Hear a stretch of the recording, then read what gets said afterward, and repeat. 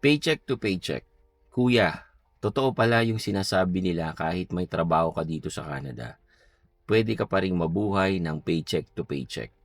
Pagpasok ng sweldo, diretso na agad sa rent, bills, grocery at pamasahe. Pag may konting natira, minsan ubos din sa biglaang gastos. Hindi ako tamad, full-time ako, may overtime pa minsan. Pero ang taas ng cost of living, ayokong mangutang, kaya tinitiis ko. Walang luho, bihira gumala, nakakapagod kasi parang walang usad, pero hindi rin ako sumusuko. Dito ko natutunan na ang goal ko ngayon hindi yumaman agad, kundi magkaroon ng emergency fund at makalayo sa cycle na ito. Kahit mabagal, basta hindi umaatras.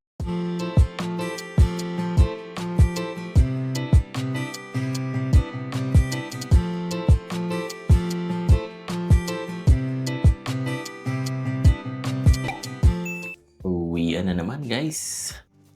Kakape muna tayo sa mamahaling lugar, guys. Ito, yun. Dito tayo sa gasolinahan magkape.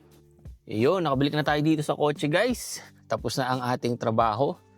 Maulan na naman po dito sa Vancouver, guys. Tignan nyo naman. Yan, oh. Diba? Ulan. Ulan everywhere. Oh. Maulan. Hindi na naman siya tumitigil. Tsaka ang ano dito, guys, ang ulan is parang ano lang, no? Umaambon-ambon lang, pero ang ting doon hindi tumitigil. Ganyan ang ulan dito sa Vancouver, no? Or dito sa Vancouver, Canada. Pero ang good news, guys, Saturday, Sunday, maaraw naman. So, itong weather na to, na maulan, gloomy, hanggang Friday po yan. So, yan yung mga weather na ma-encounter nyo dito.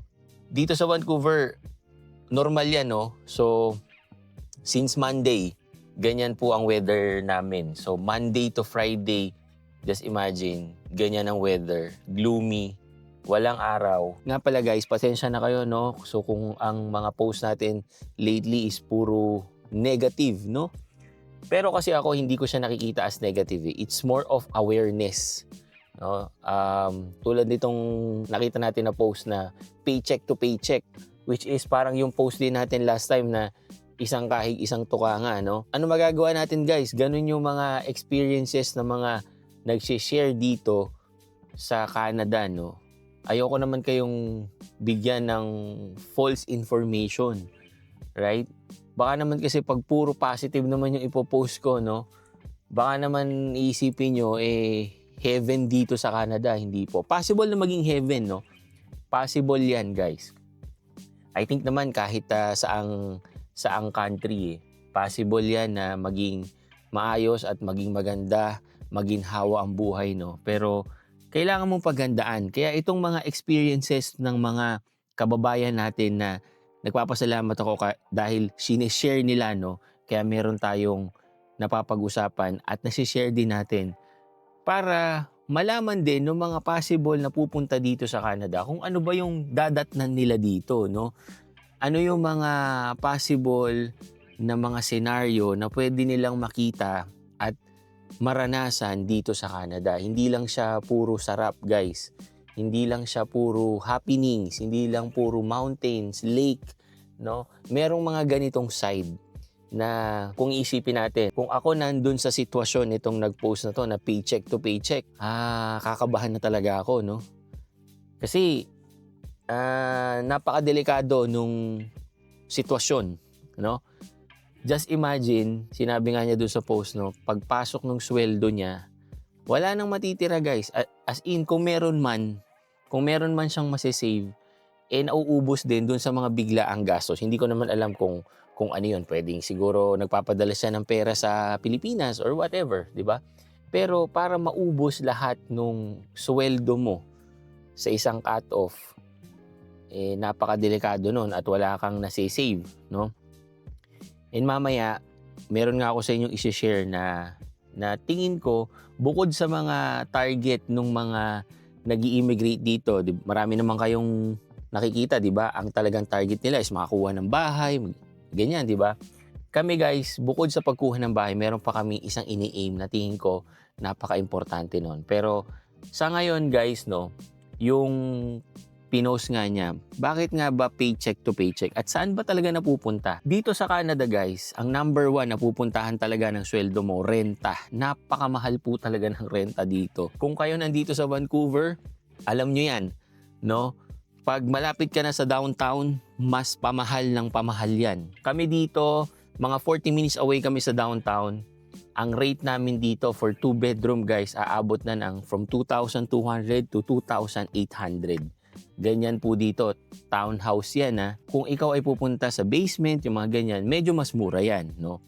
Pero kasi kami, ayaw namin na meron kaming cashier sa taas, di ba? Mas gusto namin talaga yung sa amin lang yung lugar. Ngayon, nakatira kami sa 4-bedroom townhouse. Ang susunod pa na iisipin mo dyan kung meron kang sasakyan, no? So, yung mortgage mo plus yung insurance. Lahat po dito guys tumatakbo sa insurance. Isang pag-iisipan mo rin kung bibili ka ba ng bagong sasakyan o yung second hand, no? Yan yung mga titignan mo rin at i-compute mo kung kaya mo ba talaga. And of course, yung pagkain. Nakadepende kung ilang kayo sa family at kung gaano kayo kalakas kumain. Tulad ko, lakas ko kumain, di ba? So, yan yung isa pang kailangan nyo i-consider.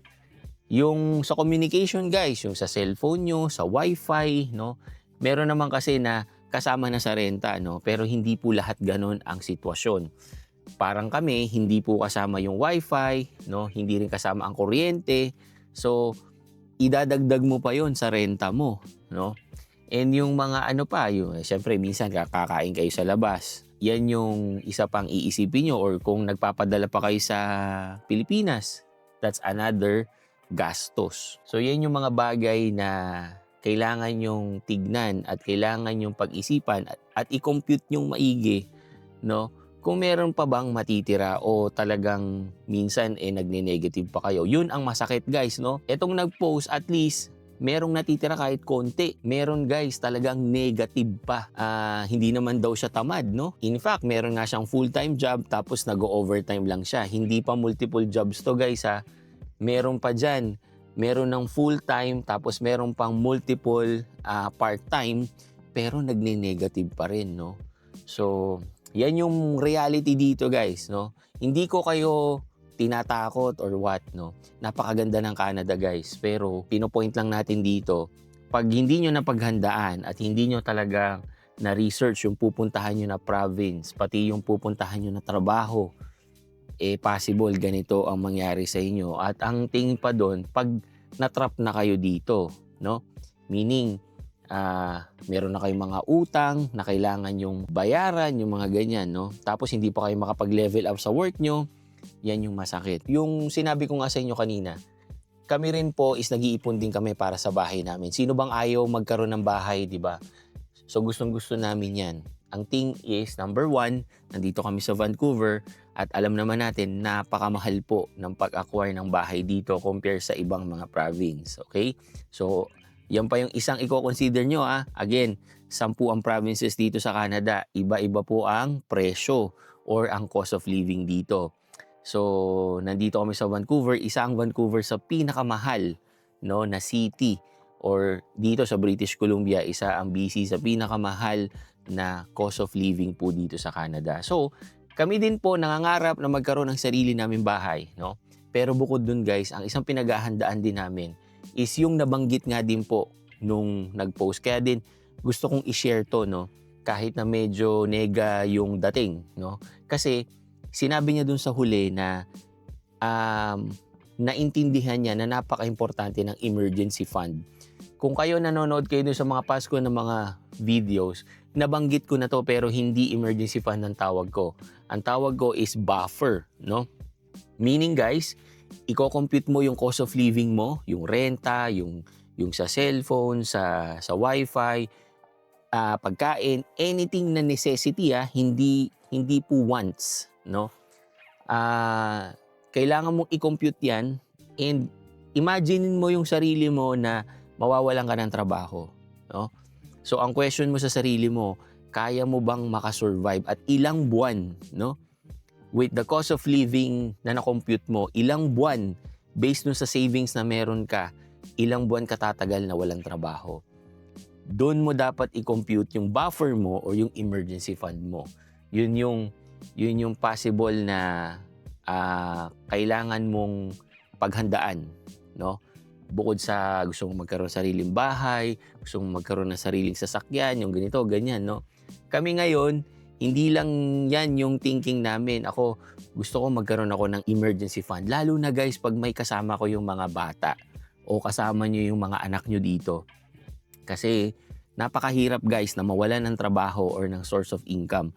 O guys, merong support dito yung kapag nawalan ka ng work, merong support ang government dyan. Pero hindi ko alam yung details kaya ayoko munang i-discuss and hindi ko pa naman na-experience at ayokong ma-experience yan. Touch on wood. Saan ba may wood? Ito. Right? Ayokong mawalan ng trabaho guys kasi nga, may mga anak ako, di ba? So, gusto ko na very comfortable sila. So, yan yung isa sa mga pinag-iipunan namin na mag-asawa, no? Hindi lang po sa bahay. Gusto namin na hindi ako mag-aalala, no? Let's say, mawalan ako ng trabaho or mawalan si misis ng work. Kaya naming tumayo. Kaya naming makasurvive in a few months habang naghahanap ka ng bagong trabaho. Kami, ang target namin, mga 6 months to 1 year na cost of living na nasa savings namin para anumat mangyari, hindi kami mararatel, hindi kami kakabahan, hindi kami magkakaroon ng anxiety or magkakaroon ng stress. Kasi alam namin na hindi kami magiging kawahawa or tutuloy pa rin yung mga bagay na nakukuha namin, especially yung mga necessity like yung bahay, pagkain, and everything na kailangan namin sa pang-araw-araw. Yan. Kaya din guys, shinare ko to sa inyo, no? Para din magkaroon kayo ng idea kung paano nyo i-handle din, no? Based on my point of view lang naman. Hindi ko naman sinabing required to kapag pupunta kayo dito sa Canada or kung kayo nandito sa Canada, required na magkaroon kayo ng emergency fund. Thinking ko lang naman to guys, di ba?